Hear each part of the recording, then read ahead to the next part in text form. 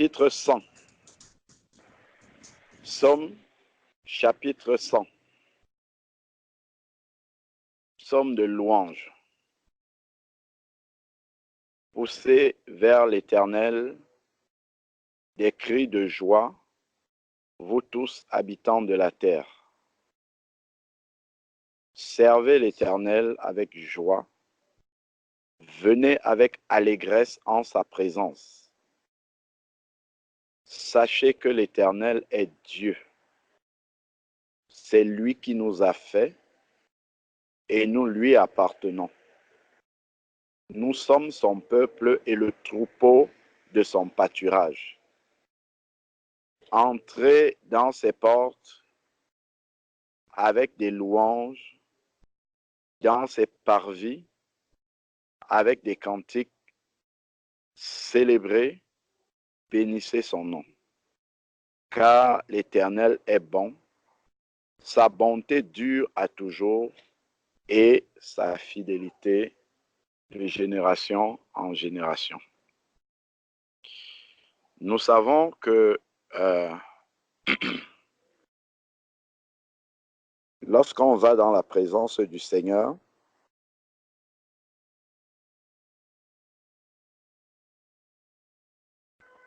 ou tout au moins lorsqu'on expérimente la présence du Seigneur,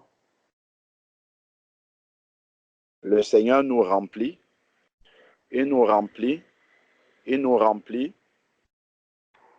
Et ensuite, comme la sœur Florence disait tout à l'heure, je crois bien, nous devons retourner à la réalité.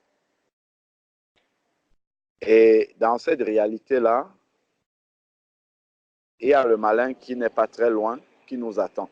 Comme la Bible dit, le diable rôde comme un lion rugissant, cherchant qui il va dévorer. Nous pouvons voir le Seigneur Jésus dans Matthieu 4, où il est resté 40 jours et 40 nuits dans la présence de Dieu.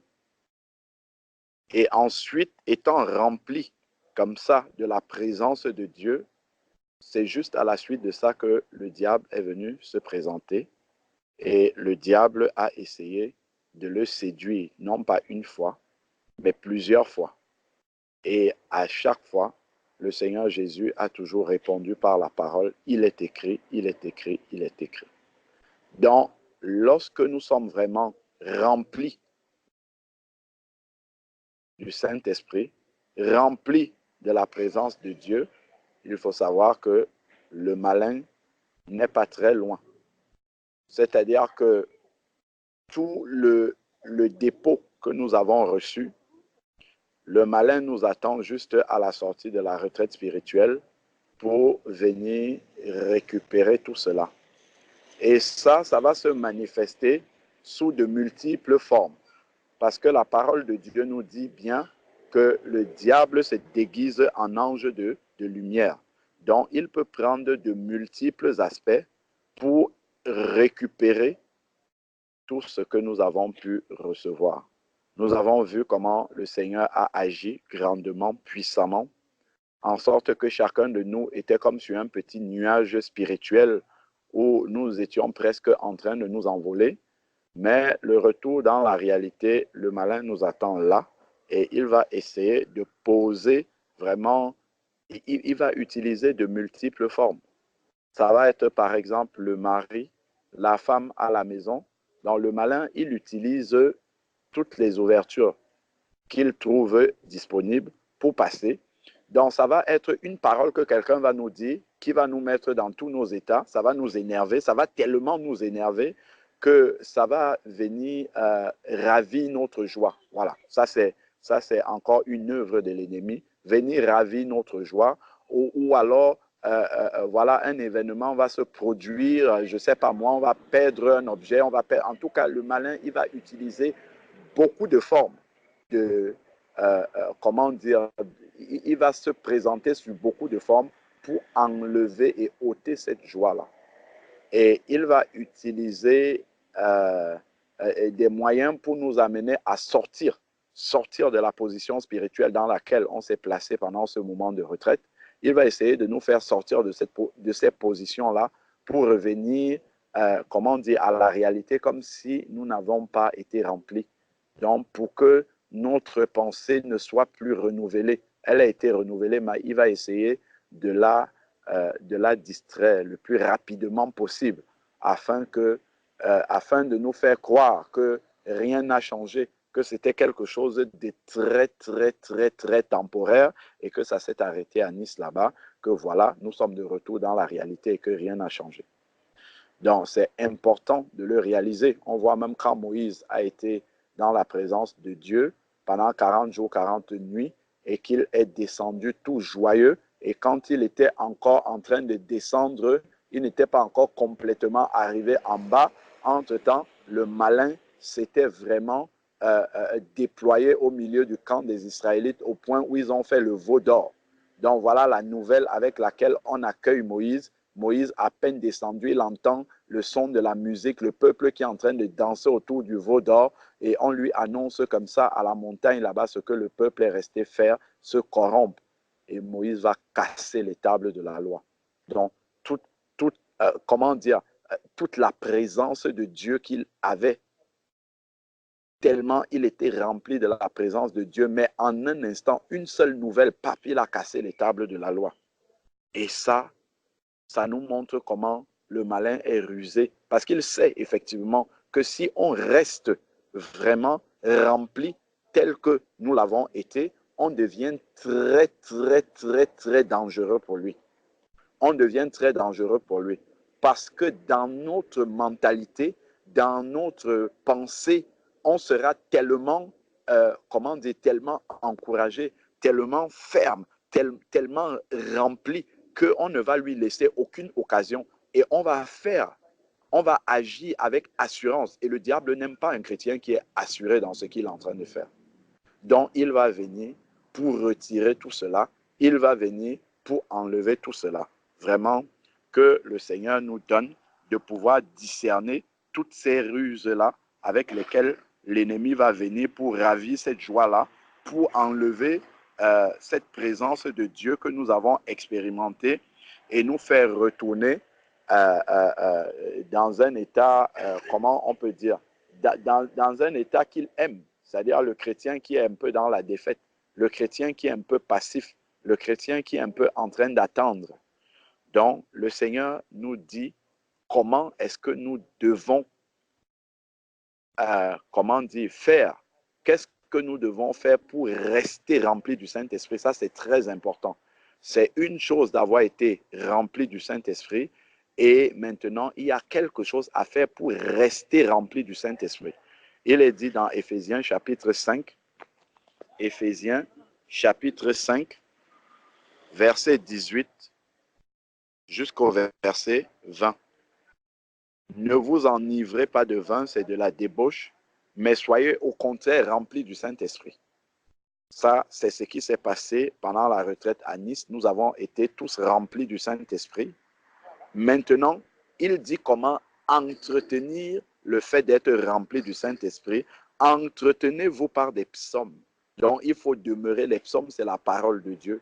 Il faut demeurer dans la méditation de la parole de Dieu parce que Romains, chapitre 10, verset 17 dit que la foi vient de ce qu'on entend et ce qu'on entend vient de la parole de Dieu. Donc, pour demeurer dans cette foi-là que nous avons reçue en étant remplis du Saint-Esprit, pour demeurer dans cette assurance que nous avons reçue, il faut vraiment s'entretenir dans la parole. Nous avons vu Jésus, lorsque le diable est venu le tenter, lorsqu'il était demeuré dans la présence de Dieu, était rempli pendant 40 jours, il a répondu au diable par la parole. Donc, entretenons-nous par les psaumes, les hymnes, tout ça, c'est la parole de Dieu, des cantiques spirituels. Prions en langue, chantons en langue. Maintenant, pour ceux qui ne l'avaient pas encore, pour la plupart de nous, nous avons été remplis des langues nouvelles. Donc, ne soyons pas, comment on peut dire ça, ne soyons pas avares de prières en langue. Ne nous retenons pas dans nos cultes personnels, partout où nous sommes. Chantons en langue, prions en langue. Je me rappelle d'une parole qu'Henri Vieux-Murat disait, Une fois, il était venu à l'assemblée et il encourageait les chrétiens à parler en langue. Il disait, même si tu es dans le supermarché, commence à parler en langue pour rester rempli du Saint-Esprit. Et si tu as honte que les gens te regardent bizarrement parce que tu es en train de parler en langue, prends ton téléphone et mets ton téléphone à l'oreille comme si tu parlais à quelqu'un et parle en langue. Parle en langue, parle en langue. Donc, vraiment, c'est ce que je nous encourage de continuer à faire. Chantant et célébrant de tout votre cœur les louanges du Seigneur. Lorsque nous louons le Seigneur, lorsque nous chantons, nous prions en langue, le Seigneur nous remplit. Rendez continuellement grâce à Dieu parce qu'en louant, en chantant, en priant en langue comme ça, Dieu ouvre encore nos yeux sur ce qu'il a déjà fait. Et là, nous débordons de reconnaissance. Et lorsque nous débordons de reconnaissance comme ça devant le Seigneur, en nous rappelant de ce qu'il a déjà fait, nous demeurons dans la foi par rapport aux défis futurs qui sont devant nous ou aux défis présents qui sont devant nous. Donc, nous demeurons vraiment dans la foi. Mais si nous laissons tout cela de côté, nous allons retourner rapidement à nos lamentations. Le diable va nous exposer toujours ce que Dieu n'a pas encore fait ou ce que Dieu n'a pas encore amené à la manifestation. Parce que Dieu peut avoir répondu à une prière, mais il n'a pas encore amené cela à la manifestation. Et le diable nous fera croire que Dieu n'a pas encore fait et il va agrandir et il va nous faire compter ce que Dieu n'a pas encore fait. Et ça va travailler exactement en sens contraire et faire grandir le doute en nous, l'inquiétude en nous. Donc, soyons bien sur nos gardes par rapport à tout cela. Ensuite, il dit, nous sommes au verset 20, Éphésiens 5, verset 20, rendez continuellement grâce pour toutes choses au Père, au nom de notre Seigneur Jésus-Christ, vous soumettant les uns aux autres dans la crainte de Christ. Que la crainte de Christ reste notre partage en acceptant de nous soumettre les uns aux autres. Que Dieu nous bénisse, qu'il nous garde remplis du Saint-Esprit, qu'il nous fortifie et qu'il nous donne d'agir avec ce Saint-Esprit-là. Ne restons pas oisifs avec ce Saint-Esprit rempli en nous, sinon nous allons nous vider. Allons et agissons au nom de Jésus-Christ. En agissant au nom de Jésus-Christ, la foi va encore grandir et nous allons rester remplis du Saint-Esprit. Et le Seigneur verra qu'il faut qu'il nous garde remplis du Saint-Esprit parce que nous agissons avec ce débordement de l'Esprit qui est en nous. Amen. Amen. Amen. Amen. Amen. Amen. Amen. Amen. Amen. Amen. Kylian.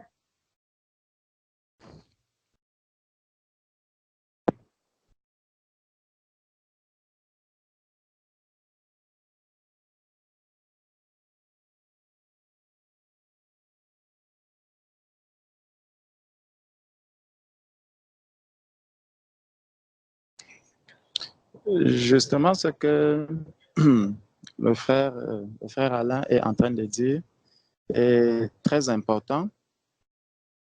C'est l'analyse que j'avais faite après avoir écouté l'audio de la sœur Sophia. Effectivement, cet audio m'a amené à cette analyse. Parce que à peine les bien-aimés se séparent, voilà la clé qui se perd. La clé ne s'est pas perdue ailleurs, elle s'est perdue. Ce n'est même pas qu'elle s'est perdue, la clé était dans la maison. Elle était toujours dans la maison, mais elle n'était pas à l'endroit où elle devait être. Elle n'était pas à l'endroit où elle devait être et cela a commencé à créer de la panique. Cela a commencé à créer de la panique dans les cœurs des bien-aimés. Et c'est un enfant qui va retrouver cette clé. Tout cela est tellement parlant, tellement significatif, parce que le Seigneur, je crois que ça doit être dans Apocalypse, ça doit être dans Apocalypse 3. Si quelqu'un a la Bible avec lui, comme je n'ai pas la Bible chez moi, Apocalypse chapitre 3, est-ce que quelqu'un peut nous lire du verset 6 au verset 8 ou du verset 7 au verset 8? Bon, je lis. Écrit, Apocalypse 3, verset 7. Écrit à l'ange de l'église de Philadelphie, voici ce que dit le Saint, le véritable, celui qui a la clé de David, celui qui ouvre et personne ne fermera, celui qui ferme et personne n'ouvrira. Je connais tes œuvres. Voici, parce que tu as peu de puissance et que tu as gardé ma parole et que tu n'as pas renié mon nom, j'ai mis devant toi une porte ouverte que personne ne peut fermer. Amen. Amen. Donc, il dit, parce que tu as peu de puissance et que tu as gardé ma parole. Et que tu as gardé ma parole. Donc, généralement, les biens vont se dire, ceci nous manque, ceci nous... Mais, comme le frère disait, la foi vient de ce qu'on entend. Quand tu te dis, ceci te manque, de qui est-ce que vient cette voix qui est en train de te parler? Si tu écoutes réellement la voix qui te dit, je viendrai en vous, est-ce que réellement la voix qui te dit, ceci me manque, ce n'est pas en contradiction avec la voix qui te dit aussi que je viens habiter en toi, pour pouvoir t'amener également à dire, si je vis, ce n'est plus moi qui vis, mais c'est Christ qui vit en moi. Donc, on voit cette contradiction-là dans notre manière de pouvoir penser. Et le Seigneur, justement, qui détient la clé, le Seigneur qui détient la clé, c'est lui qui est en nous. C'est lui qui est en nous. Donc, cette clé-là, justement, lorsque on commence à la chercher, non pas parce que nous l'avons perdue, mais simplement parce que nous avons été soit distraits à un moment donné et on a eu l'impression que la clé a été égarée. La seule solution, vraiment, c'est de continuer à garder vraiment la parole en nous, à continuer à faire quoi? À louer le Seigneur, continuer à adorer le Seigneur, afin que la sérénité puisse encore revenir, que vraiment en méditant la parole de Dieu, lorsque ces pensées qui ne sont pas celles du Seigneur, les pensées qui viennent contredire la parole de Dieu, qui viennent contredire notre identité, qui viennent contredire ce que nous avons reçu du Seigneur. Lorsque ces paroles-là arrivent, nous devons rentrer dans ce que le Seigneur nous demande de faire, méditer la parole, louer, le louer, rendre des actions de grâce et voir ce que le Seigneur a plutôt accompli en nous. Et lorsque nous essayons de rassembler toutes les pièces du puzzle, nous allons nous rendre compte qu'en fait, cette voix qui était en train de nous dire que il y a ceci qui me manque, il y a ceci qui me manque, il y a ceci qui me manque, cette voix va être totalement... elle finira par disparaître. Elle finira par disparaître. Mais elle ne va pas disparaître totalement puisque, justement, le diable revient à l'occasion favorable. Il attend l'occasion favorable pour revenir. Donc, n'oublions pas que nous avons un combat à mener continuellement. Le combat ne s'est pas arrêté parce que tout a été acquis à la croix depuis 2000 ans, mais le combat continue.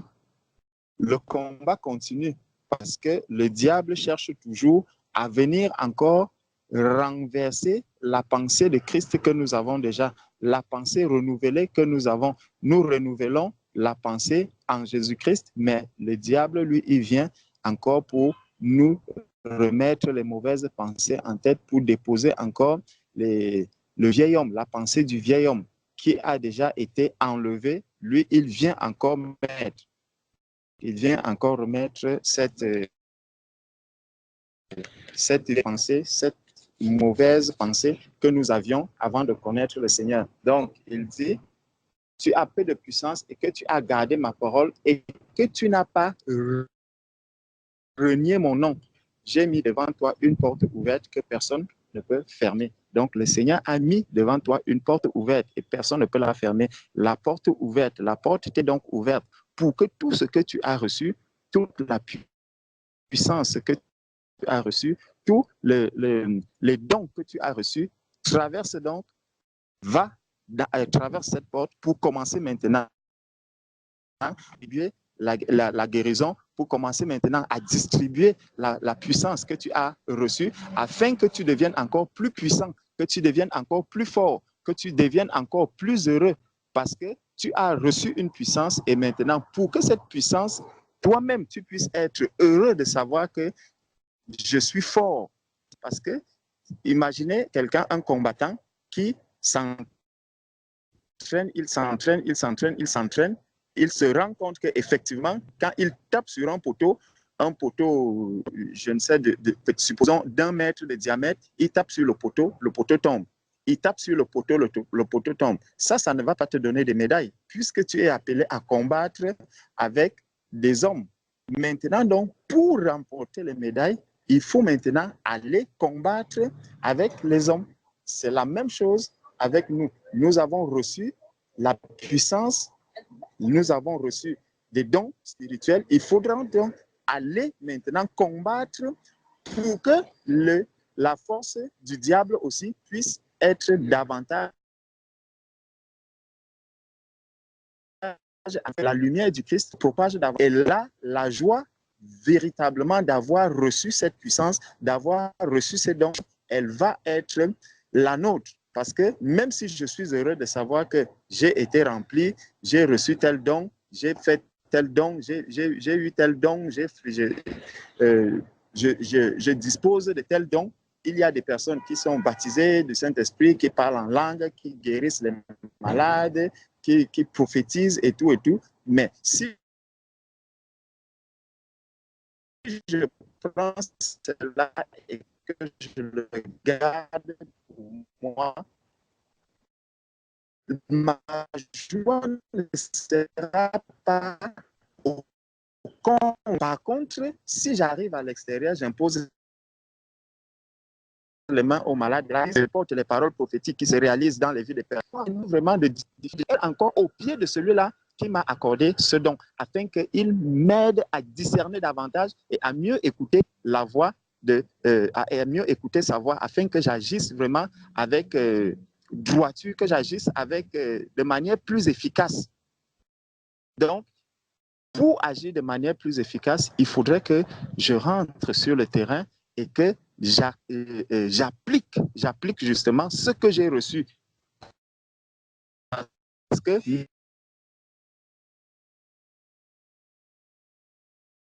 même si j'ai reçu une puissance, elle ne m'apportera pas la joie véritable dans le cœur.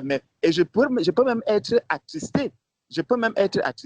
Imaginons, nous sommes 2 à avoir reçu, par exemple, le don où nous avons tous, je prends le cas de la guérison, par exemple, tout enfant de Dieu guérit les malades. Tout enfant de Dieu guérit les malades. Maintenant, nous étions peut-être 50, plus de 50 à la retraite. Et voilà, de tous ceux qui étaient là, on commence à voir 3 personnes vraiment qui rentrent, qui commencent à imposer les mains, qui prient. Ils voient les malades guérir, ils prient, ils voient les malades guérir, ils prient, ils voient les malades guérir.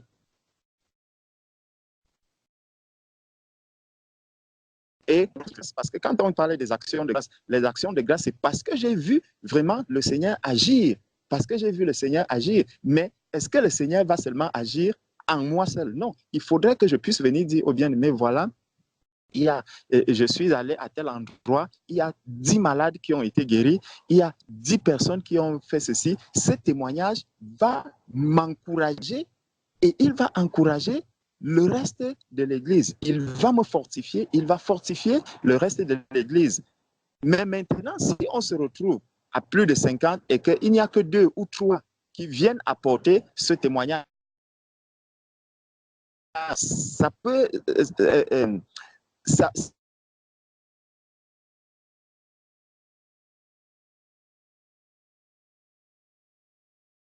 peut même créer au fond du cœur de certaines des frustrations. Elles vont commencer à se dire, pourquoi moi je n'arrive pas à faire ça? Et tu n'arrives pas dans le ring pour combattre. Tu as continué à combattre, les poteaux, tu as continué à faire tomber des poteaux. Non, il faut aller le combattre. Et c'est sur le terrain que les délivrances vont s'opérer. Tu n'iras pas délivrer un poteau, mais par contre, tu dois délivrer les êtres humains. Tu dois délivrer les âmes qui sont détenues captives. C'est vers ces âmes-là que nous devons aller. C'est là, dans la pratique, que nous allons vraiment nous réjouir et que les actions de grâce vont être apportées. Parce que si je n'apporte des actions de grâce que parce que j'ai reçu, oui, j'étais à la retraite, j'ai reçu beaucoup de choses, je rends grâce à Dieu, mais je ne vais pas indéfiniment rendre grâce à Dieu parce que il faudrait que cette fois, je rends grâce à Dieu parce que j'étais à la retraite, il m'a rempli. Maintenant ou après-demain, je vais rendre grâce à Dieu parce que, étant à la retraite, il m'a donné quelque chose et je suis sorti, j'ai commencé à distribuer cela et je vois cela qui porte des fruits. Donc, Seigneur, je te rends grâce de ce que le travail que tu as commencé, vraiment, tu es en train de... Donc, c'est vraiment important pour chacun de nous que nous ne perdions pas la clé que le Seigneur nous a donnée. Le Seigneur nous a déjà ouvert les portes. Il nous a ouvert la porte. Et il ne faudrait pas que je reste derrière la porte. Non, traversons et allons accomplir le travail que le Seigneur attend de nous. Et ça nous donnera encore plus de joie, ça nous donnera des sujets d'action de grâce, ça nous donnera même de continuer à nous sanctifier parce que souvent, beaucoup vont même se dire, mais je vais me sanctifier, oui. Mais quand tu vois comment est-ce que le Seigneur est en train d'agir dans ta vie, quand tu vois comment le Seigneur est en train de t'utiliser, plus le Seigneur va t'utiliser et plus tu chercheras à te sanctifier davantage, plus tu auras la crainte de Dieu. Parce que quand tu vois comment est-ce que tu arrives devant quelqu'un qui est malade, tu imposes la main, tac, la personne se relève. Tac, la personne se relève 1 fois, 2 fois. Tu auras la crainte de ce Dieu parce que tu vois comment Dieu agit vraiment, t'utilise pour faire des choses, pour accomplir sa parole sur la terre. Et là, tu auras davantage la crainte de Dieu et davantage tu vas te sanctifier, davantage lorsque tu verras même quelqu'un qui n'est pas en train de se sanctifier, ça va te fait mal, ça va te déranger parce que tu vis quelque chose, parce que tu connais ce Dieu-là, tu sais ce que Dieu attend de toi. Et souvent, tu vas même vouloir copier cela dans la vie des autres personnes. Ça veut dire que si quelqu'un reçoit vraiment cette grâce et il accomplit vraiment le travail que le Seigneur attend de lui, vous allez voir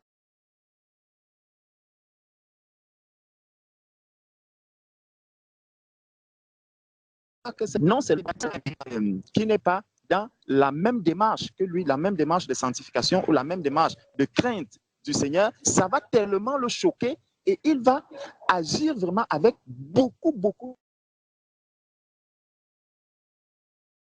de sévérité vis-à-vis. C'est parce que lui, il a cette conviction-là et parce qu'il vit et étant donné qu'on est tous des enfants de Dieu, il voudrait que toi aussi tu vives la même chose, que tu vives la même sanctification, que tu vives la crainte du Seigneur, parce qu'il sait que c'est ça que tu dois, c'est ce qui doit t'arriver, c'est la vie que tu dois mener. Donc, quelqu'un qui n'est pas dans le même esprit, quelqu'un qui n'est pas dans la même démarche, il peut peut plutôt trouver que l'autre en fait trop, que l'autre il veut exagérer. Non, ce n'est pas qu'il exagère, mais c'est qu'il vit quelque chose et il sait que c'est cette vie-là qui est la vie normale d'un disciple. La crainte du Seigneur est la vie normale, la sainteté est la vie normale, la sanctification est la vie normale du disciple. Et ça, davantage tu vas chercher à agir, davantage tu vas chercher à combattre le diable, davantage le Seigneur va se manifester dans ta vie et davantage tu chercheras à craindre le Seigneur, tu chercheras à te sanctifier davantage. Que tu acquiers même, tu comprends la nécessité de te sanctifier. Parce que si tu vas sur le terrain et que tu ne te sanctifies pas, tu n'as pas la crainte du Seigneur, le diable ira t'atteindre là-bas et bien. Donc, soit tu restes à la maison, tu ne sors pas, et là, tu vas commencer à écouter simplement les actions de grâce des autres. Tu comprendras simplement que tel a fait ci, tel a fait ça, tel a fait ci, tel a fait ça. Regardez bien dans le cœur. Quand tu entends toutes ces personnes qui donnent le témoignage, dans ton cœur, tu n'es pas heureux. Tu te poses toujours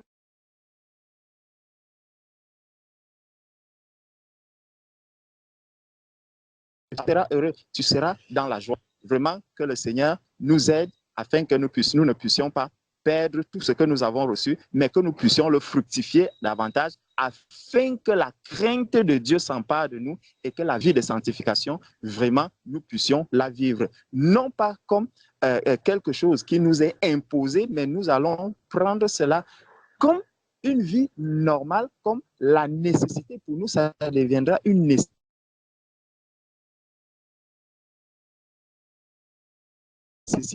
Et nous allons nous sanctifier de manière naturelle. Quand un combattant, par exemple un boxeur, il ne va pas vivre en désordre. Il ne va pas, un cycliste par exemple, il ne vivra pas en désordre. Il va s'abstenir de faire certaines choses. Et même lorsque tu voudras l'amener à aller contre, à vivre une autre vie, il te dira que non, moi, le travail que je dois participer à une course, peut-être dans 2 mois, je dois participer à une course. Donc, je ne peux pas faire telle chose.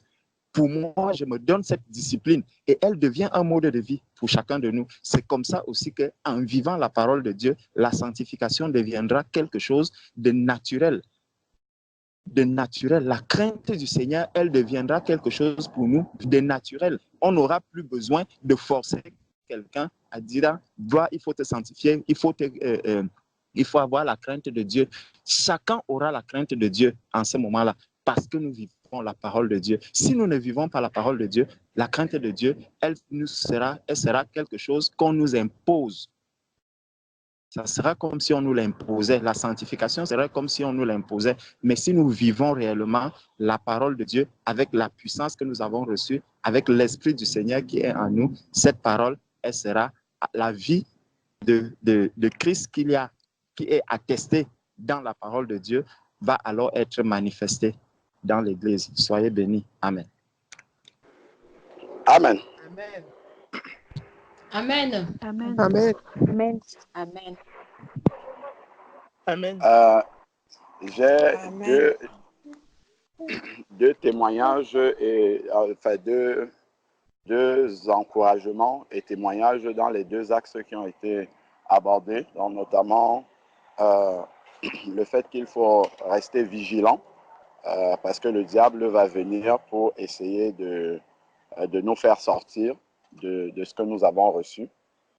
Donc, et le deuxième axe, c'est vraiment de mettre en exergue ce que nous avons reçu, en tout cas dans l'action, pour vraiment être dans la joie véritablement, continuer à être dans cette joie-là en voyant Dieu agir au travers de nous. Donc, ce sont juste des petits encouragements dans lesquels je suis en train d'avancer. Déjà, quand nous sommes rentrés de la retraite, donc avant d'aller déposer les minibus, en partant de la maison, la sœur m'a dit fais attention parce que lorsqu'on rentre de la retraite comme ça, le diable n'est jamais loin. Il faut que tu fasses attention en partant là. Donc, j'avais bien ça présent dans l'esprit. Donc, je me disais, bon, comment dire, les assauts de l'ennemi peuvent venir de partout. Je suis parti, on a déposé les minibus, il était très tard. Après, j'ai déposé ma mathèque. Et puis, quand je rentre à la maison, justement, en partant, je ne sais pas, soit j'avais oublié mes clés et puis la sœur avait vu que j'avais mes clés qui étaient à la maison. Donc, elle a remarqué que j'avais les clés pour entrer à la maison qui étaient restés à la maison, donc je ne les avais pas avec moi. Elle m'a envoyé un message pour me dire, tiens, les clés sont à la maison et vraiment, quand tu vas rentrer, il faudra sonner. Bah, sauf que je suis rentré bien tard, il était peut-être presque 3 heures du matin. Et donc, j'arrive, je sonne. La sœur m'attendait bien, mais en sonnant, elle n'entendait pas. J'ai sonné pendant plus d'1 heure passée. J'étais dehors.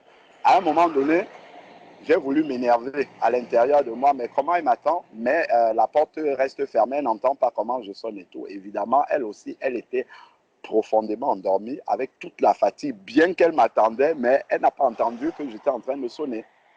Et en un instant comme ça, les paroles qu'elle m'a dites avant que je ne sorte, fais attention parce que le diable va revenir. Quand on sort de la retraite spirituelle comme ça, il faut faire attention. Et là, ces paroles-là me sont revenues. Là, il ne faudrait pas que tu t'énerves. Parce que si tu t'énerves là, tu vas aller te prendre la tête alors qu'elle n'y est pour rien, elle ne peut pas t'enfermer dehors, sachant que tu es tellement fatigué et qu'elle-même, elle est fatiguée. J'ai dit non, l'ennemi, j'ai compris. J'ai compris que c'est toi. Ça fait 10 ans, on est à la maison. Je n'ai jamais dormi à l'extérieur. Je suis allé me coucher tranquillement dans la voiture. J'ai dormi jusqu'à ce que la sœur se lève et puis elle m'a appelé. Elle me dit, mais tu es où? J'ai dit, je suis dans la voiture en train de dormir. Quand je suis arrivé, elle était en train de s'excuser. Je dis, non, laisse ma sœur. Moi, j'ai compris ce qu'il y a derrière là. En fait, l'ennemi veut simplement qu'on s'énerve, qu'on se prenne la tête là pour venir enlever la joie alors que c'est rien du tout. C'est rien, c'est vraiment rien du tout. Donc, c'est pour ça que je disais, soyons viciés dans les petites choses. Hein. Parfois, ce n'est pas les grandes choses, ce sont juste des petites choses. En un instant, on sort de cette joie-là et puis c'est terminé. Le deuxième témoignage, c'est pas, ça fait suite. Hein. Ce n'est pas maintenant que le Seigneur me conduit à faire ça. En fait, dans la rue, par la grâce de Dieu, le Seigneur ouvre mes yeux et puis je commence à voir qu'il y a les malades dans la rue. Parce qu'avant, je passais, je les voyais comme si je ne les voyais pas. Mais maintenant, partout où je vois les malades, je dis, Seigneur, il faut que j'ai une opportunité de prier. Parce que plus je prie pour les malades, plus ça m'encourage à continuer à prier. Et donc, ce matin, j'ai vu une dame à la gare à Nation. Donc, elle était, comment dire, elle avait 2 béquilles en train de descendre péniblement les marches pour rattraper la ligne 2. Et il y a une jeune fille qui est venue l'aider en prenant une de ses béquilles pour qu'elle puisse s'appuyer sur la coudoir, sur le bord. Et quand j'ai vu ça en passant, j'étais même en retard pour le travail, je courais. J'ai dit, Seigneur, mais je ne peux pas aller au travail en voyant quelqu'un qui est en train de souffrir comme ça. Je suis venu, je demande à la dame de me donner l'autre béquille pour que je l'aide à descendre. Et bon, la dame, elle me l'a donné, mais après, elle avait du mal. Je lui ai redonné, elle est descendue tranquillement. Et puis en bas, il y a quelque chose, il y a vraiment un enseignement, parce que des fois, je me demande comment introduire pour demander à la personne si je veux prier pour elle, que je veux prier pour elle. Parce que là, ça peut être vraiment brutal, en fait, de demander à quelqu'un comme ça, de but en blanc, je veux prier pour toi. Et le Seigneur m'a conduit d'une manière vraiment très fluide, en fait. Donc, j'ai commencé à parler avec elle en lui demandant comment est-ce qu'elle a eu son mal. Donc, elle a commencé à me raconter comment ce mal-là lui est arrivé et qu'elle était en train d'aller chez le médecin. Et ça m'a permis de parler en 2-3 minutes avec elle et de la mettre en confiance avant de lui dire que voilà, j'ai à cœur de prier pour elle.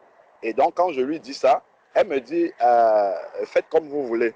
Et là, elle s'est assise. Je l'ai aidée à s'asseoir dans le métro, mais ce n'était pas celui que je prenais. J'ai commencé à prier. Les gens me regardaient prier, mais malheureusement, le métro a sifflé. Il devait partir. Moi, je ne prenais pas ce métro-là. Parce qu'après ça, il fallait que je commence à bouger sa jambe, en fait, parce qu'elle avait mal à la rotule, en fait.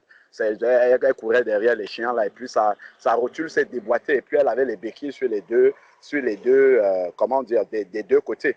Donc, bon, le métro est parti sans que je ne puisse faire l'exercice avec elle pour voir si vraiment, comment la prière avait agi. Mais ça m'a beaucoup encouragé parce que le Seigneur il m'a donné quelque chose en plus, parce que ça, je le fais déjà, il m'a donné quelque chose en plus, que au lieu d'arriver et proposer la prière, parle d'abord avec les gens. Si tu as même 1 minute, parle avec les gens, essaye de les mettre en confiance avant d'introduire la prière. Donc, c'était vraiment pour nous encourager, parce que vraiment, c'est ça que le Seigneur nous demande de faire. Ce que nous avons reçu, il faut le mettre en pratique et puis vraiment, c'est comme ça que le Seigneur va fructifier des sujets d'action de grâce, comme le frère Georges nous a enseigné tout à l'heure. Amen. Amen. Gloire au Seigneur. Amen. Amen. Gloire à Dieu. Amen. Courage, frère. Amen. Courage. Amen. Ça va arriver. Tout ça va arriver Frère, au nom de Jésus-Christ. Amen. J'ai la certitude que je verrai les paralytiques marcher dans la rue. Ça, j'ai cette certitude. Au nom de Jésus. Que ça va arriver au nom de Jésus. Amen. Dans les nom métros, de les Jésus. gens vont marcher ici à Paris au nom de Jésus. Amen. Amen. Amen. Amen.